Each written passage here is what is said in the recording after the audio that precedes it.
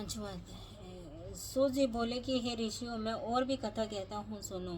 प्रजा पालन में लीन तुंग ध्वज नाम का एक राजा था। उसने भी भगवान का प्रसाद त्याग कर बहुत दुख पाया। एक समय वन में जाकर वन्य पशुओं के साथ मारकर वड़ के नीचे आया। वहां उसने ग्वालों को भक्ति भाव से में बांधो से ही सत्यनारायण का पूजन देखा। राजा देखकर भी अभिमान वंश वहां नहीं गया और ना ही नमस्कार किया। जब ग्वालों ने भगवान का प्रसाद उनके सामने रखा तो प्रसाद का अनादर त्याग कर अपने सुंदर नगर को चलाया।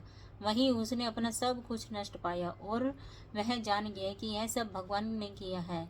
तब वह विश्वास कर ग्वालों के समीप गया और विधि पूर्वक पूजन करके कर प्रसाद खाया और सत्यदेव की कृपा से पहले जैसा था वैसे ही हो गया। फिर दीर्घ काल तक सुख भोग कर मरने पर स्वर्ग लोक को गया। जो मनुष्य इस परम दुर्लभ व्रत को करेगा, भगवान की कृपा से उसे धन धान्य की प्राप्ति होगी तथा सब मनोकामनाएं पूर्ण होगी और अंत में बैकुंठ धाम को जाएगा। जिन्होंने पहले इस व्रत को किया अब उनके दूसरे जन्म की कथा कहता हूँ।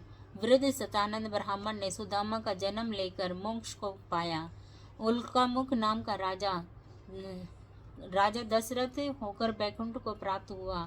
साधु नाम के वेश्या ने मोर ध्वज बनकर अपने पुत्र को आरे से चीरकर मोक्ष को प्राप्त किया। महाराज तुंग ध्वज ने स्वयं भू होकर भगवान में भक्ति युक्त कर्म का कर मोक्ष प्राप्त किया।